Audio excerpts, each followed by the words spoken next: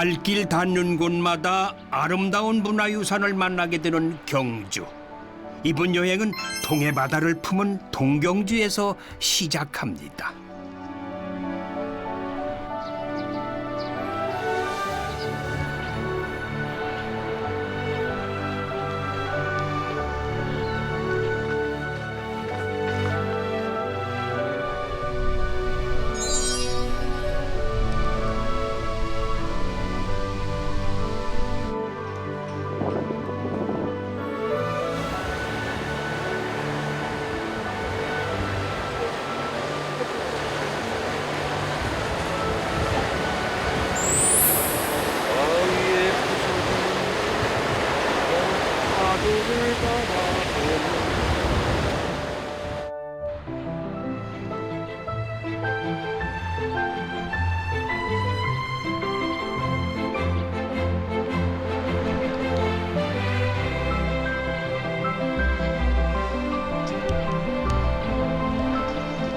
자, 오늘은 제가요 신라 천년의 역사가 숨쉬고 있는 고도 아름다운 도시 경주를 찾았습니다.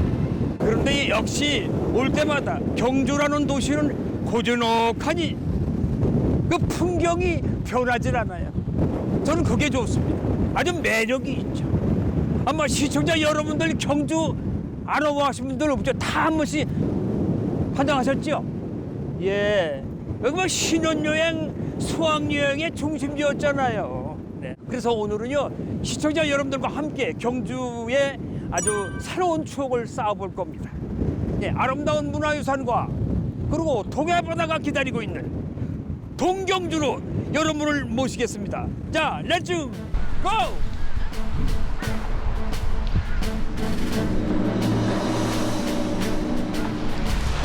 경주의 동쪽은 문무대왕이 지키고 있다고 해도 과언이 아닙니다.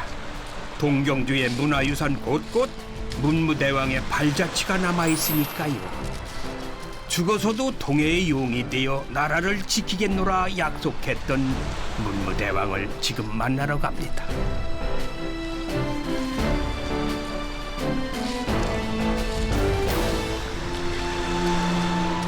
용이 된 문무대왕이 그 모습을 드러냈다고 전해지는 이견대에 올랐습니다. 풍경이 아주 근사하더군요.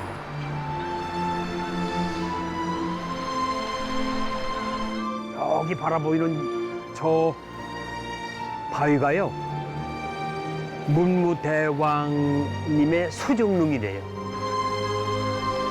대왕암이 한눈에 보이는 이견대. 신문왕이 만파 식적을 받았다는 이곳에서 제게도 특별한 만남이 있을 거라는데요. 궁금하시죠? 내가 죽어 동해바다의 용이 돼가지고 나라와 백성을 살리겠다고 말씀하신 문무대왕. 그 문무대왕 수중릉이 바라보이는 이곳이 이견대입니다. 저는 이곳에서요, 오늘 특별한 분을 한번 만나뵈려고 그래요. 어느 분인지 여러분에게 소개해드리겠습니다. 자, 일어나오시죠. 무대 같으면 지금 박수를 쳐야 되는데. 안녕하세요. 반갑습니다. 예.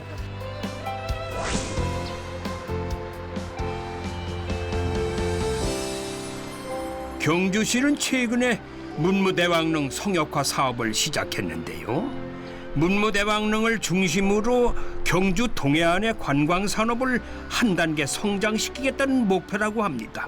좀 더 자세한 이야기를 들어보시죠. 근데 제가 알기에는 아주 명성이 자자한 신라 시대의 명성이 자자한 뭐 선동기 왕도 있고 김유신 장군도 있고 아주 쟁쟁한 분들이 많이 계신데 왜 하필이면 문무대왕님을 택했는지 또 궁금해요. 문무대왕은 아버지 태종무열왕 또 네. 외삼촌인 김유신 장군과 함께 네. 삼국 통일의 성읍을 이루신 왕이십니다. 예. 676년에 당나라를 물리치고 예. 삼국 통일을 이룩하신 다음에 대왕께서 하신 최초의 일이 각종 무기들 이런 것들을 전부 다 녹여서 네. 농기구를 만드셨어요. 아, 그래요? 그리고 전쟁에서 돌아가신 그런 원혼들을 달래기 위해서 무장사라는 조를 짓고 아주 평화로운 새로운 시대를 열고자 노력하셨죠.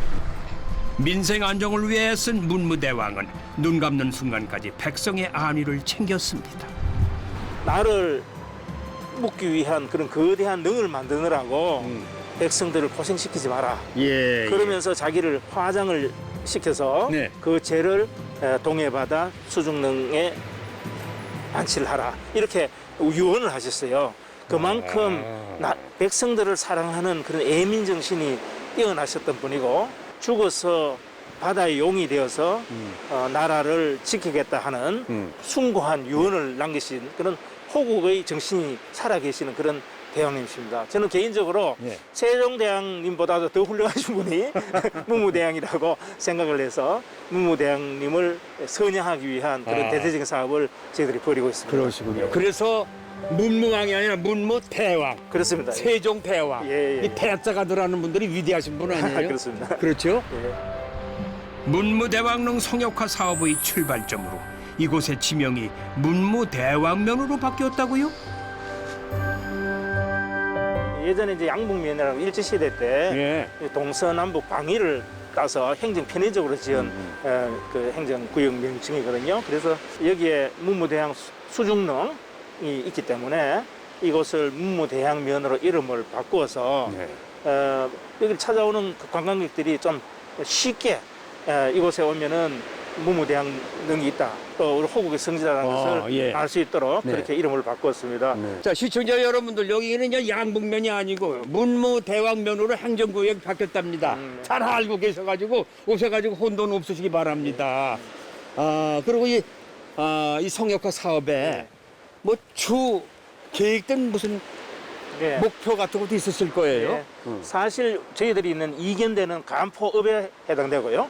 요 예. 앞에 보이는 하천이 대종천인데 네. 대종천 건너편으로 봉길 해수욕장 이곳이 이제 문무대왕 성역화 대상 사업지입니다. 여기도 그러니까 예. 일반인 해수욕장이죠? 그렇습니다. 예. 보시다시피 저 안쪽에 그 각종 상가, 횟집 또 우리 무속인들 굿당 이런 것들이 아주 난립해 있거든요. 그래서 좀 상황이 어지럽기 때문에 환경이 어지럽기 때문에 이것을 이제 저희들이 전부 다 매입을 해서 깨끗하게 정비를 하고 자연공원으로 만들 계획이고요.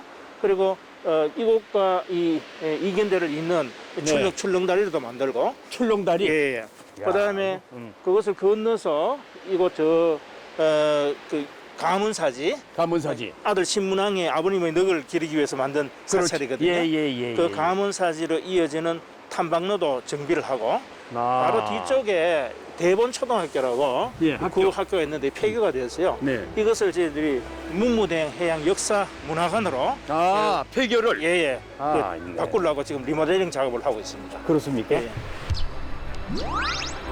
새로운 이름을 단 문무대왕면을 중심으로 더 많은 여행객들이 찾아오면 좋겠어요. 문무대왕릉에서 본격적인 여행을 시작해 볼 텐데요. 그동안 우리가 잘 모르고 있던 문무대왕의 이야기를 전해줄 손님을 모셨습니다.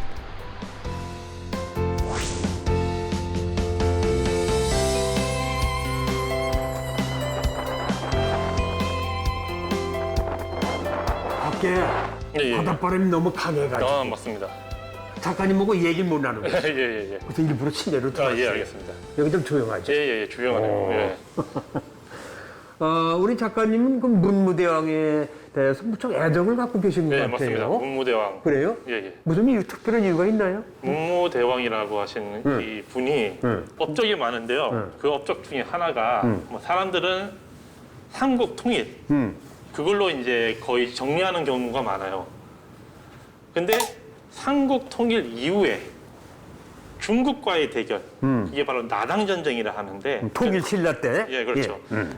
백제와 고구려가 멸망한 이후에 당나라가 한반도를 완전히 장악하려고 하니까 네. 그때부터 신라가 당나라와 전쟁을 시작합니다. 그렇죠. 예, 그거를 7년 동안 전쟁을 하거든요. 야, 그 7년의 전쟁 끝에 당나라가 포기하고 나가면서 진정한 삼한 일통시대, 그러니까 삼한 고구려, 백제, 신라가 하나가 됐다라는 시대가 열리게 됩니다. 네. 근데 더 중요한 거는 그 이전에도 고구려 같은 나라가 이미 수나라, 뭐 113만 대군이나 싸웠다. 역대 중국 황제 중에 최고로 치는 당태종과 싸워서도 이겼어요. 그 고구려가. 하지만은 결국이 어떻게 됐습니까? 고구려는 끊임없이 중국과 대척되는 외교, 싸우는 외교를 하다 보니까 결국 멸망당했어요. 왜냐면은 고구려가 아무리 강해도 중국처럼 수십 배 더 큰 나라와 계속 싸울 수는 없었던 거예요. 그렇죠. 근데 신라는 중국과 싸워서 이기는 걸로 끝난 게 아니라 화해를 했어요.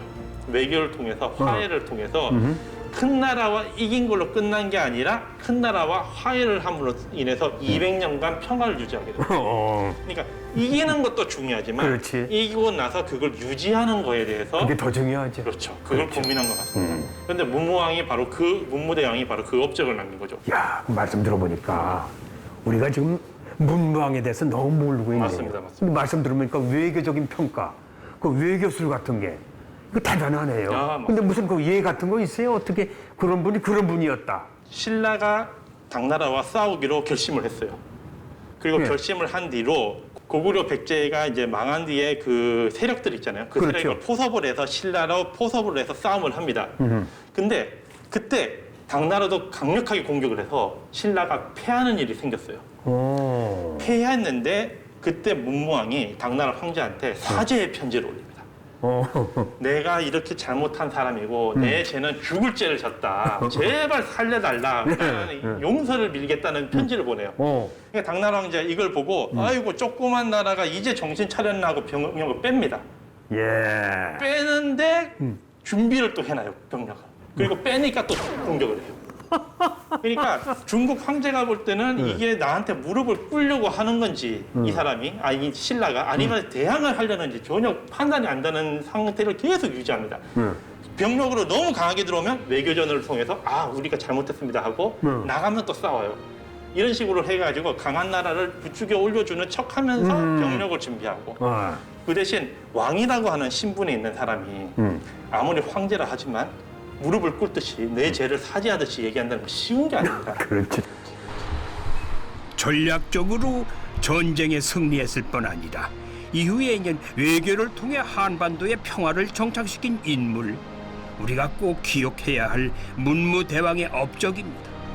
이야기를 듣고 보니 동해의 입구를 지키고 선 듯한 대왕암의 모습이 한층 더 듬직하게 느껴지네요. 작가님, 예. 지금 경주시에서 성역화 사업을 좀 시작하고 있어요. 예. 근데 작가님 생각 어떠세요? 어떤 바람도 있을 거야. 맞습니다. 어떻게 했으면 좋겠다고 하는 그 생각도 있을 거고. 저는 문무대왕이라고 하는 이 분을 성역화하고 알리는 사업 중에 제일 중요한 거는 중국을 이기는 방법을 보여줬다는 겁니다. 중국을 이기는 방법을 그렇습니다. 보여줬다. 우리는 여태까지 문무왕, 통일신라, 태종무열왕, 문무왕의 시대에 하면은 삼국 통일만 강조했어요. 사만일통, 삼국 통일, 고구려 백제. 하지만 그게 아니다는 거예요. 성역화할 때는 여기 교육관도 만든다는데 그 교육관에서 알려야 할 일은 중국이나 이런 강대국과 작은 나라가 싸워서 이기는 방법에 대해서 알려줘야 됩니다. 당나라와 싸우는 과정에서 어떤 외교전을 펼쳤고 무릎을 꿇을 때 무릎을 꿇지만 실리는 어떻게 챙겼고 결국 승리한 뒤에는 어떻게 당나라와의 관계를 설정을 해서 제1동맹국으로 다시 부상할 수 있었는지. 당나라 시대 때 신라가 제1동맹국이 되거든요. 그것도 싸워서 이긴 놈이기 때문에 이긴 상대이기 때문에 당나라가 더 높게 쳐준 거예요. 그런 과정은 바로 그런 과정을 알려야지 사람들이 문무왕이 중국과도 이긴 사람이고 그 중국과 싸워서 이런 과정이 있었구나. 마치 양만춘이 수십만 대군 싸운 것만큼이나 대단한 이야기가 있구나. 그리고 그것 때문에 신라가 그 이후로 300년, 200년 넘게를 평화적으로 유지할 수 있다. 그거를 강조하는 게 제일 중요할 것 같아요. 죽어서도 나라를 지키려 했던 문무대왕의 굳은 의지가 남아있는 것. 문무대왕릉을 바라보며 올해는 코로나19도 물러가고 모두가 건강한 해가 되게 해주십시오. 소원을 남겨봅니다. 문무대왕면 용당리, 문무대왕의 수중릉에서 멀지 않은 곳에 가문사 절터가 있습니다. 두기의 아름다운 3층 석탑으로 유명한 곳이죠. 신문왕이 아버지 문무대왕을 기리기 위해 세운 사찰인데 가문사지에서 문무대왕의 이야기를 이어갑니다.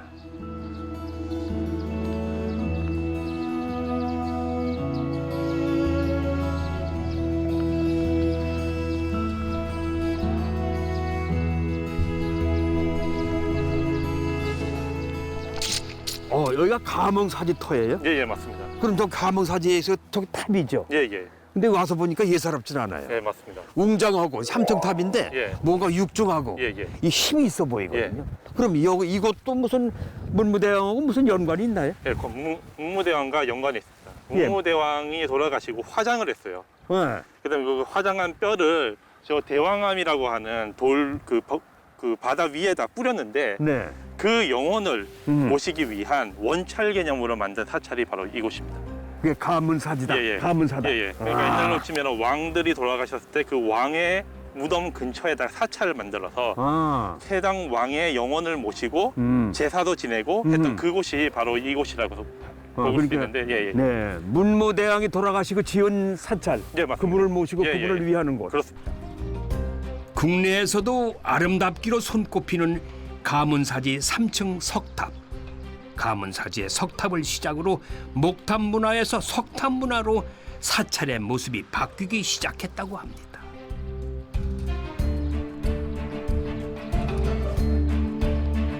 이게 통일 신라가 된 뒤에 네. 석탑이라고 하는 개념을 네. 도입을 해요. 네. 원래 백제에서 석탑을 만들었어요. 미륵사지 석탑, 미륵. 정림사지 석탑처럼 예, 예. 백제 말기에 석탑을 만들기 시작했는데 그 석탑이라고 하는 것을 통일 이후에 네. 문무왕의 이 가문사지를 만들면서 네. 신라에서 도입을 합니다. 음. 신문물이라 할 수 있겠죠. 그러니까 예. 기존의 목탑이라는 건 중국에서 만들어서 한국으로 넘어온 거잖아요. 그렇죠. 근데 석탑이라는 건 한국에서 네. 개발을 해서 신문물처럼 만들어서 네. 우리의 탑, 네. 그러니까 우리의 불교식 그 완성도, 그다음에 불교에 대한 우리들의 이해, 네. 그걸 보여줄 수 있는 하나의 독자적인 문화라고 볼 수 있겠습니다. 석탑은 그럼 한국 우리에서 출발했구만 중국이 그렇죠, 아니라. 그렇죠. 그렇죠? 우리 목탑을 기반으로 음흠. 목탑의 디자인을 석탑식으로 돌을 이용해서 만든 거예요. 예. 그게 이제 이렇게 만들어진 거죠. 그리고 이 탑이 통일신라 때 만들어지기 시작하면서 네. 갈수록 석탑이 이제 우리나라 탑의 기본이 됩니다. 문무왕의 아들이 석탑을 만든 이유도 저도 한번 고민을 해봤는데요. 예. 목탑은 한번 만들면은 부서지고 예. 목재가 썩고 예. 그러면 고쳐야 되고 벼락이 오면 벼락이 부서지고 그래요. 그런 근데 또 석탑은 한번 만들면 음. 거의 불멸입니다. 그러니까 일단 이어져 내려오고 예, 예. 있겠죠. 이게 벌써 1300년 정도 된 건데 지금도 이 형태를 그대로 유지해요. 문무왕의 업적, 그러니까 4만 1통을 한 업적을 영원히 남기기 위한 거기에 위해서는 나무보다는 돌이 더 필요하겠다. 돌은 나무보다 더 단단하고 오래가고 영원 불멸한 그 재료니까 그래서 신라인들이 아마 석탑을 문무대왕 관련된 사찰에서 도입을 하고 만들지 않았을까 그렇게 생각을 해봅니다. 국보죠? 예예예. 국보. 통일신라 초기에 지어진 가문사는 여러모로 삼국시대에 지어진 사찰들과 차이점을 보이는데요. 동서로 두 개의 탑을 배치하고 하나의 금당을 세운 쌍탑 일금당의 가람 배치가 가문사에서 등장하게 됩니다. 또 금당토의 모습도 연유 사찰과는 다른 특징이 있다고 하네요. 여기는 요즘으로 치면은 사찰 중앙에 있는 대웅전 같은 건물이 있었던 금당터입니다. 대웅전 개념이구나. 예, 예, 예. 대웅전 개념으로 진 게 금당터. 예, 예, 맞습니다. 근데 보니까 왜 여기 돌 왜 다 띄웠어요? 그 파츠에? 예, 예. 무걸 띄워놓은 거 띄운 거 봐요. 돌멩이를. 예, 예.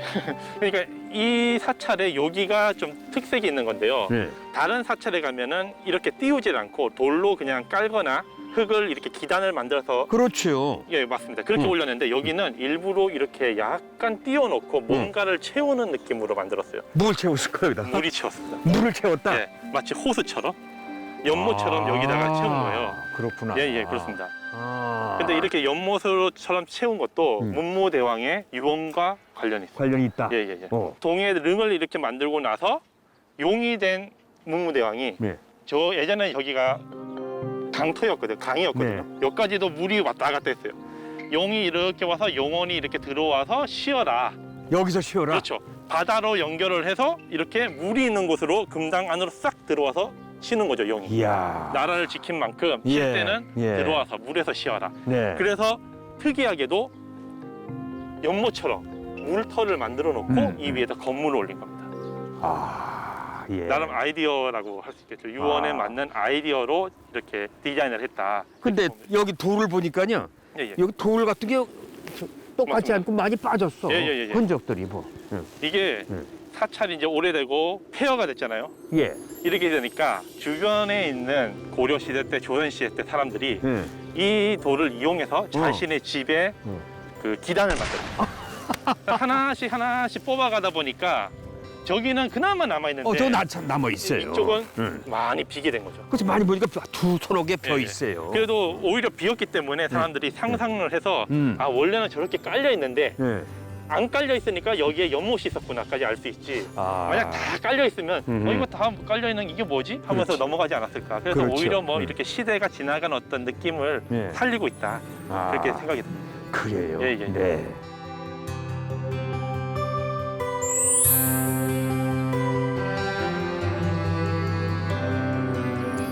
이야기에 푹 빠져가지고 그냥 한참을 걷고 나니까 이 시장기가 도네요. 가까운 간포 바닷가에 별미가 있다고 해서 찾아가 봤습니다. 이 집이 뭐야? 보니까 뭐 횟집이죠 뭐.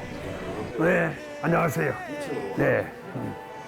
횟집이 비슷비슷한데 이 집의 회는요 좀 먹는 방법이 좀 독특하대요. 그래서 제가 일부러 찾아왔어요. 어떻게 무엇가 독특한지. And so I went and let you. 메인 메뉴는 뭐 물론 모두 맵니다. 여기까지는 흔히 볼 수 있는 비주얼이죠. Your sweet moonbeam. 야, 아주 기다리다 지쳐서 울다 지쳤어. 동백은 빨갛게 울어버렸네. 노래도 있잖아요, 동백꽃 아가씨. 야야야야. 근데 이게 네. 저는 여기 온 이유가 네, 회를 먹는 방식이 독특하다고 그랬어요. 네. 이거 어떻게 먹는 횟집인데 독특하다고 그래요? 자, 해초부터 시작해 볼게요, 선생님. 일단 제가 마스크를 벗어야 되겠다. 네, 요 김에다가 꼬시래기, 새미역, 미역줄기, 고추장아찌, 예. 이제 간으로 예. 묵은지가 들어가요. 그리고 예, 그러고. 자, 담백한 꽁치, 꽁치. 예, 꽁치가 딱 한 점 들어갑니다. 아, 이것이 일명 해초쌈이라고 합니다. 오케이.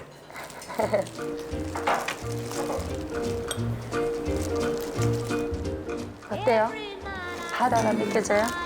회를 드시기 전에 해초를 한 2번, 3번 정도 드시고 난 다음에 드시면 좋은 이유가 예. 음식이 찬 음식이 있고 따뜻한 음식이 있잖아요. 그렇죠. 그래서 이 회가 찬 음식이 들어가요. 그래서 회가. 해초를 먹고 장 운동을 시켜서 1도씩 올려주기.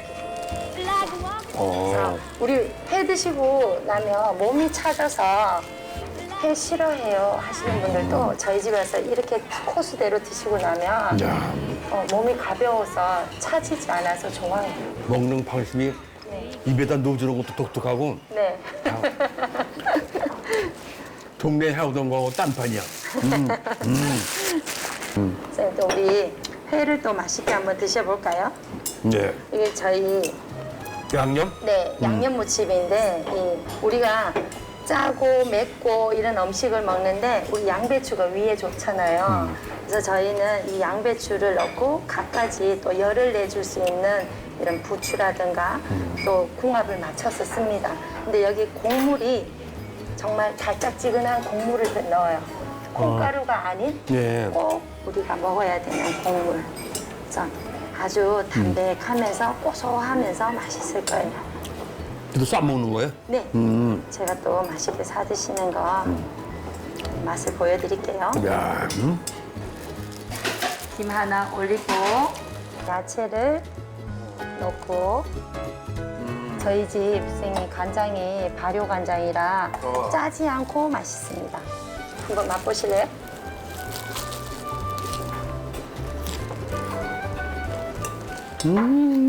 아까 해초쌈은 바다의 냄새가 확 올라온다면 지금은 육지의 고소함이 다 묻어나죠. 그렇죠? 네.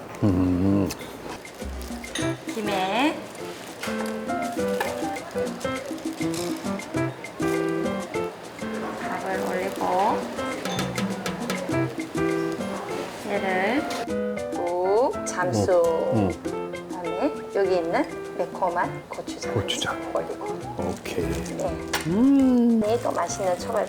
야, 또 정이 들어갑니다. 맛이 또 기대가 되네요. 네, 건강하세요.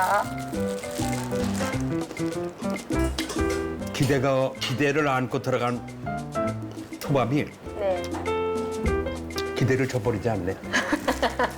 감사합니다. 보니까 말씀하시는 게 연구를 많이 하신 것 같아요. 요리 연구를.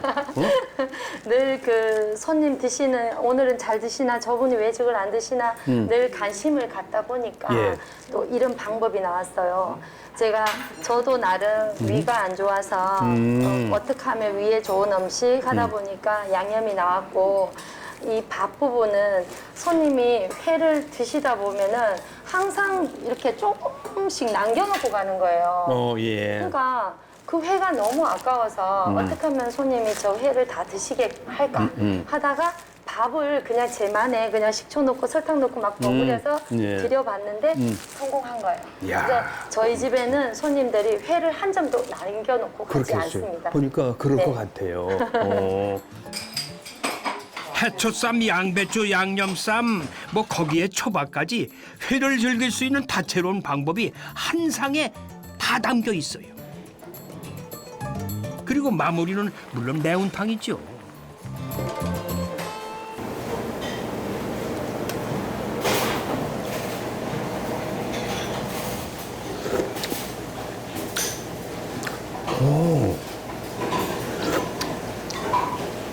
이야, 이것도 별미인데? 응? 매운탕 맛이 좋구나.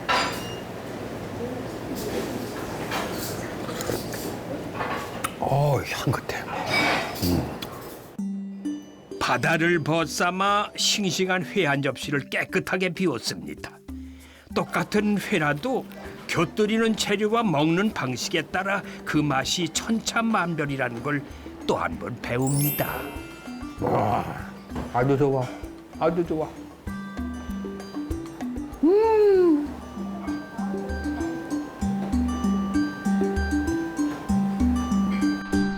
이번에는 사계절 멋진 풍경을 선사하는 트레킹 코스를 찾았습니다. 늦봄 푸르른 숲은 그 자체로 힐링이 되지요. 그런데 이 길의 이름이 왕의 길이래요. 이 숲에도 어쩐지 신비로운 이야기가 깃들어 있을 것 같습니다.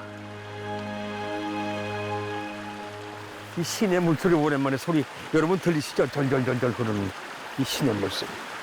야, 예뻐. 연초로. 안녕하세요. 안녕하세요. 반갑습니다. 반갑습니다. 예, 소개 좀 해주세요. 뭐 하시는 분인지. 네, 경주국립공원에 저는 자연환경 해설사 정은숙입니다. 자연환경 해설사 정은숙 씨. 네. 예, 그 오다 보니까요. 여기 트레킹 코스가 참 예쁘고 좋은데요. 맞습니다. 그리고 숲도 시내 물소리. 야, 이거 참 모처럼 이런 걸 오랜만에 들어보네요. 여기는 왜 이게 왕의 길이라고 왜 불리는 거예요? 네, 여기는 옛날부터 신라 왕 이전부터 사람들이 동해로 가는 옛길이기도 하고요. 네. 아무래도 신문왕이 아버지 왕을 만나기 위해서 이 길을 주로 이용했던 행차길입니다. 경주와 간포를 이어주던 옛길, 문무대왕의 장례 행차길이자 신문왕이 가문사를 오가던 길을 따라 역사의 흔적들을 찾아봅니다. 왕의 길을 걸으면서 왕의 흔적들을 볼 수 있는 곳이 있나요? 아, 네. 남아있는 곳이? 그렇죠. 그 이전부터 여기 기림사가 선덕여왕 때부터 시작된 곳이다 보니까 네. 신라 왕들이 이곳에 마차를 타고 수레를 타고 넘어온 흔적들이 있습니다. 그래서 시작되는 추원사에 모착골이라고 마차가 있는 골짜기, 그러니까 거기까지는 마차를 타고 들어올 수 있고요. 그다음에 수레째라고 해서 수레째. 네, 이제 수레로 갈아타야죠. 왜냐면 이제 길이 좁아지니까. 마차 타고 왔다 수레를 바꿔 탄다? 네. 그리고 그 수레를 끌고 가는 말이 너무 길이 급하게 꺾이다 보니까 네. 넘어진 거예요. 넘어졌어. 그래서 구부러졌다는 네. 방언을 써가지고 말구불이라고 하는 말구불이. 네, 그 재에서 아무래도 땀을 진땀 흘리니까 이제 좀 씻어야겠죠. 예. 그래서 왕이 손을 씻었다 해서 세수방 세수방. 네, 거기까지는 저희가 이렇게 넘어올 때 옛길과 함께 설명을 하고 있습니다. 우거진 봄의 숲이 주는 청량함이 이루 말할 수 없이 참 좋네요.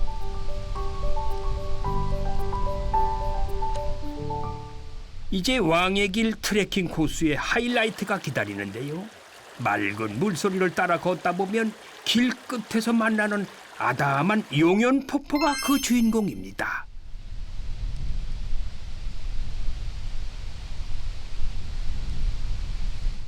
이 폭포를 보니까요, 예사롭지 않은 폭포 같아요. 아, 네. 이런 대개 폭포는 전설이 있거든. 아, 그렇죠. 전설이 대부분 있어요? 연못에는 이제 용과 관련된 전설이 있는데 예. 신문왕이 동해바다에 가서 만파식적과 옥대를 받아가지고 이곳에 왔을 때 그의 아들 태자가 마중을 나옵니다. 그러더니 이것을 옥대를 보더니 옥대에 붙은 장식이 이것은 용입니다라고 얘기를 해요. 그래서 그 중에 하나의 조각을 떼어서 이 물에 닿았더니 그것이 정말 용으로 변하면서 하늘로 승천합니다. 어허. 그리고 그 자리에 지금과 같은 연못이 생기면서 이렇게 아름다운 폭포가 남아있는 거죠. 용이 하늘로 승천했기 때문에 용연폭포라 부른다. 네, 그렇게 예, 불리고 그런 있습니다. 전설이 내려오고 있습니다. 정말 곳곳에 문무대왕의 이야기가 남아있죠. 용연폭포에서 기림사로 이어지는 맑은 계곡은 우리나라 고유어종 둑중개, 이 둑중개의 서식지이기도 해서 국립공원 특별보호구역으로 지정되었습니다. 물이 정말 맑더구만요. 봄에는 꽃이 피고 여름에는 시원하고 가을에는 단풍이 드는 용연폭포. 이 아름다운 곳에서 저는 좀 더 즐기다가 가려고 합니다.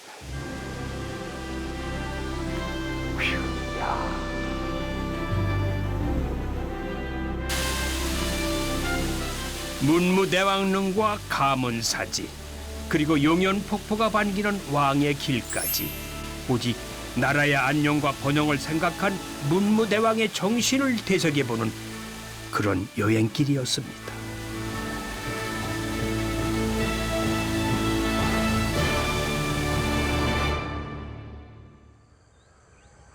토함산 자연휴양림. 맑은 숲에서 아침을 맞이합니다. 아유, 토함산 휴양림에서 하룻밤 묵고요. 새벽에 일어나서 지금 산책하고 있거든요. 이 들꽃길을. 이야, 양쪽에서 나무에 빽빽한 나무에서 이 피톤치드가 막 빠져나오면서 이 맑은 공기를 마시니까 기분이 그냥 가뿐하고 상쾌해지네요. 아, 오늘 하루도 멋진 하루. 그리고 경주 여행하면서 아주 좋은 일만 생길 것 같네요. 아주 기분이 빵빵합니다.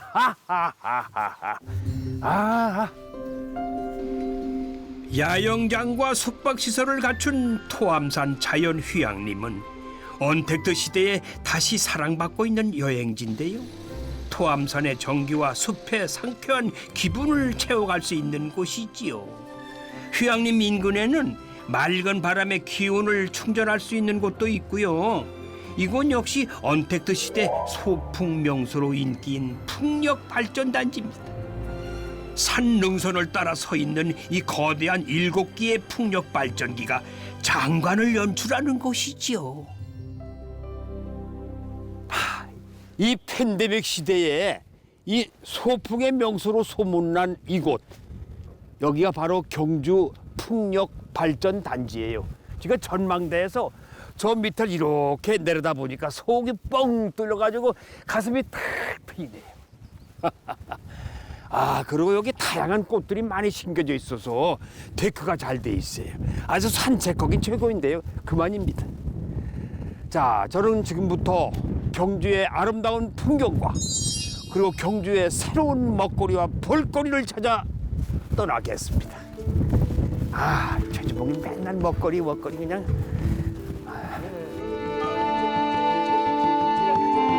경주에는 신라시대 불교와 관련된 유적과 사찰이 많이 남아 있습니다. 그 중에서도 이 독특한 풍경으로 감탄을 자아내는 곳이 있어요. 응해암 절벽 아래 마의 열애부를 모시고 있는 국내 유일의 석굴사원. 신라시대 불교 문화가 번창하던 시기에 조성된 골굴사를 찾았습니다. 이 아름다운 석굴사원에서 또 한 가지 유명한 것은 성가 전통의 불교 수행법인 선무도입니다. 매주 토요일이면 이렇게 선무도 시범 공연을 볼 수 있지요.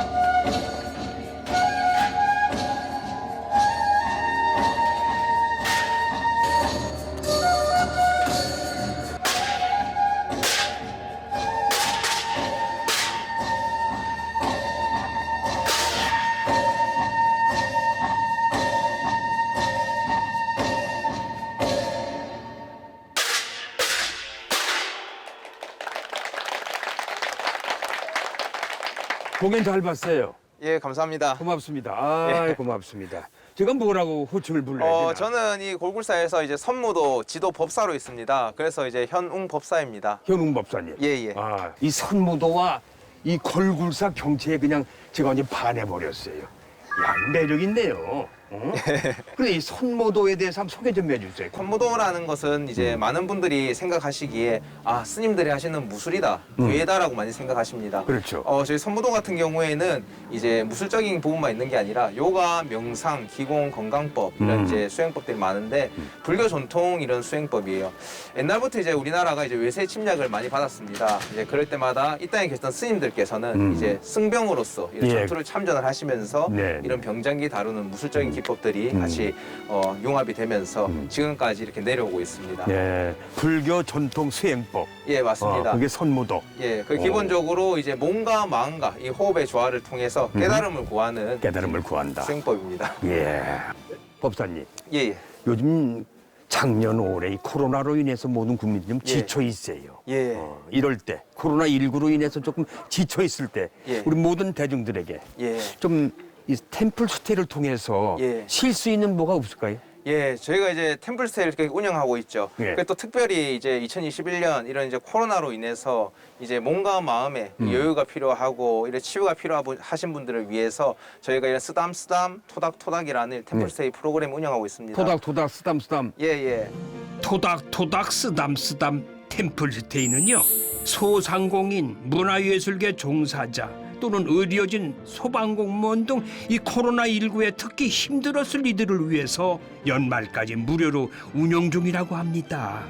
물론 누구나 참여 가능한 템플스테이도 열려 있어요. 그럼 저한테 예, 예. 이 일반인들 아까 말씀하셨죠. 예, 예. 배울 수 있다고. 예. 몇 가지 동작을 좀 해주시면 저도 집에 가서 한번 이 정신 수양을 위해서 한번 해볼 수 있겠는데? 예, 좋습니다.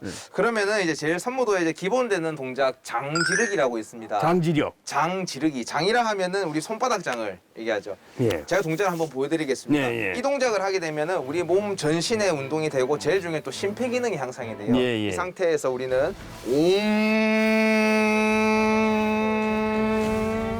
오면 진을 외우고 다리를 넓게 조금 벌려서 편하게 앉고 들이쉬면서 우리 아랫배를 쭉 몸 넘겼다가 코로 다시 내쉬면서 손바닥을 쭉 뻗어서 이렇게 밀어주게 됩니다. 예. 이게 장지르기인데 이 상태에서 들이쉬고 내쉬고 자 이렇게 깊이 안 앉으셔도 되고 살짝 편한 만큼 앉으시고 우리가 몸이 넘어갈 때 이 엄지발가락부터 시작해서 온몸 전신을 사용하고 있어요. 균형을 잡기 위해서. 그런 다음 역근을 시켜서 쭉 손바닥을 펴서 밀어주시는 거예요. 자 같이 해보겠습니다. 코로 숨 들이쉬고 나가고 모든 호흡은 코로 하고 한 번 더 들이쉬고 내쉬고 한 번만 더 하겠습니다. 네. 야, 이것도 장지르기 이거 쉽지 않은데. 이렇게 우리가 평소 숨이 들어오고 나가는데 집중을 집중을 안 하지 않습니까? 그렇죠. 이런 시간을 통해서 온전히 나의 호흡을 보고 내 몸 상태를 보고 자신만의 이런 여유를 가질 수 있는 네, 그런 시간이 되면 좋겠습니다. 고맙습니다. 골골사에 오면은 선무도 체험뿐만 아니라 꼭 만나고 가야 하는 얼굴이 있습니다. 골골사 마의 열애좌상입니다. 이게 언제 쫓건데 이렇게 다들 흠집 있고 삼초가 많아요? 이게 한 1300년 가량 되고 신라 시대 때 신라인들이 이제 조성한 걸로 알고 있습니다. 옛날에는 각 굴마다 기와 지붕이 덮여 있다고 합니다. 기와 지붕이 덮여 있고 나무로 된 이제 회랑이 다 연결되어 있으며 이제 단청이 다 되어 있었다. 아, 그래요? 예, 그리고 그 겸재 정선의 골굴 석굴도라는 그림에 보면은 각 굴마다 이제 기와 지붕이 덮여 있는 모습을 볼 수가 있고 네. 그리고 정시한 선생님의 산중일기가 남아 있습니다. 거기 보면은 한 폭의 병풍을 펼쳐놓은 것처럼 아름답다라고 이제 묘사되어 있습니다.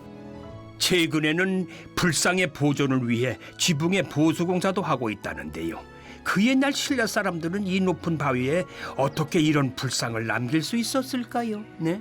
신라 시대 때 이제 석공들은 이제 돌에다가 부처님을 새긴다는 것이 아니라 네. 이 돌 속에 원래 부처님이 있는데 네. 부처님을 내 마음으로 드러낸다라는 불심을 가지고 했기 때문에 이제 이렇게 부처님의 미소가 이렇게 온화하고 아름답다라고 이제 생각됩니다. 와, 그래요.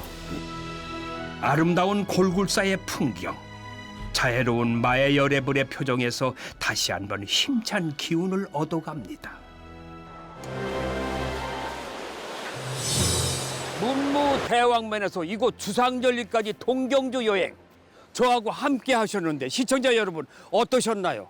잘 보셨어요? 아, 저는 그냥 감동이었습니다. 감동이었어요. 자, 옛날 수학여행 추억만 간직하고 계신 분들 이제 다시 한번 경주에 오셔가지고 멋진 새로운 추억을 한번 만들어 보시면 어떨까요? 이곳이요, 먹거리 풍부하지요. 네, 아름다운 자연이죠. 저도 가족끼리 한 번 더 올 거예요. 네, 고맙습니다. 지금까지 경주에서 말씀드렸습니다. 고맙습니다. Ringing in my ear, but you're not around me anymore. Empty plot, rising thoughts, shadows hang